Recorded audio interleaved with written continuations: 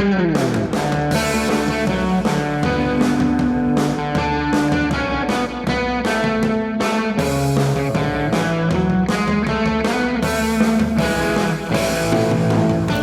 and welcome to the How to Live in Denmark podcast. I'm Kaysander Mellish. My Danish friends who are about to spend some time in the U.S. often ask me for advice about surviving American culture, and I give them all the same 2 tips. First, in the U.S., it's a good idea to be polite to police officers. Danish cops often come from the countryside and have funny rural accents, and since Danes usually don't like authority anyway, they have no problems being sarcastic and a little smartass with a police officer. That doesn't work in the States. That highway patrol lady with the mirrored sunglasses who's just caught you speeding down Route 66 is unlikely to have much of a sense of humor. If she pulls you over, say, "Yes, ma'am," and "No, ma'am," a lot, and keep your hands in view at all times so she can see you're not reaching for a gun. That's the first tip. The second tip is that should you go to a bar, it can happen that a stranger or two will offer to buy you a drink. If the stranger is of the opposite gender or the same gender depending on the bar, that person is interested in you. Let them buy you a drink and chat with them while you drink it. If there's no chemistry when the drink is finished, you can both go your separate ways. Now, that's a little shocking for Danes. Buying a drink is a big deal in Denmark. This is a place where a loving couple can go out for a romantic candlelight dinner and then split the bill. For Danes, buying someone a drink is a little like buying them a birthday present. Many Danes are not comfortable with a stranger making that level of commitment. In Denmark, romance is like a 2-speed bike.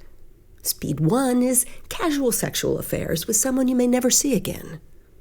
Speed 2 is a serious relationship where you'll be expected to go to all your partner's dull family events. There's not much of a middle. And what there definitely is not is dating. A date, a casual get-together with someone you know a little bit so you can see whether or not you have chemistry together, is a word that doesn't really translate into Danish. You could say aftale, but that's more like an appointment. You make an aftale with your dentist. And the concept of dating doesn't really translate either. A local airline just sent me a promotion promising the best date ever, a one-way ticket to Krakow, Poland for just 200 crowns. Now, nothing against Krakow, it's a lovely town, I've been there. But when I think a date, I think more dinner and a movie, or maybe a bike ride together and a picnic. Flying to Krakow is too much of a commitment. This lack of a Danish dating structure can be frustrating for foreigners. I get a lot of emails at the How to Live in Denmark website from non-Danes who have spotted a particular Dane they would like to get to know better and aren't sure how to make the first move. They're not sure that what worked in their home country will work here. For example, one guy from Asia told me that he had his eye on a woman in his office. He asked me if it would be a good idea to write her a love poem and leave it with flowers on her desk. I said no. A Danish woman would probably find that intimidating and a little scary. My advice to him was to take advantage of the office social gatherings, team lunch or Friday bar, to find out what the woman liked to do in her free time. Action movies, art museums, kayaking. Then he could suggest that it might be fun to do one of those things together.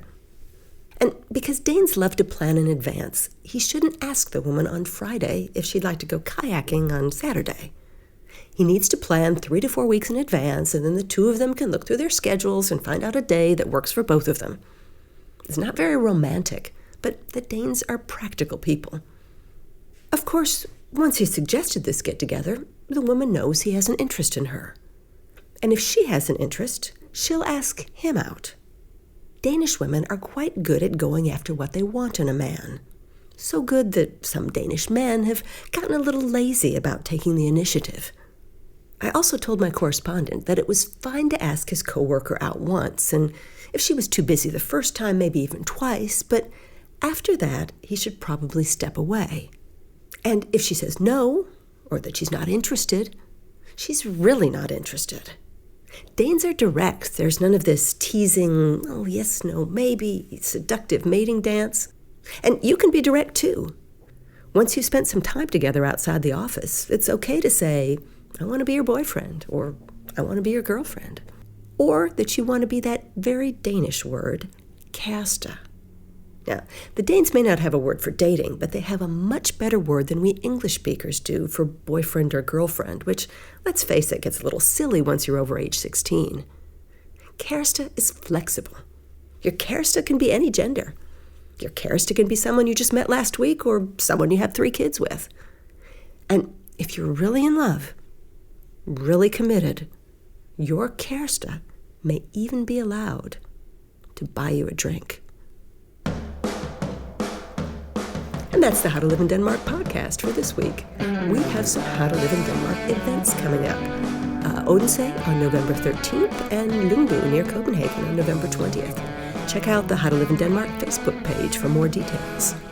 Or go to howtolivein.denmark.com to leave a comment or buy the How to Live in Denmark book.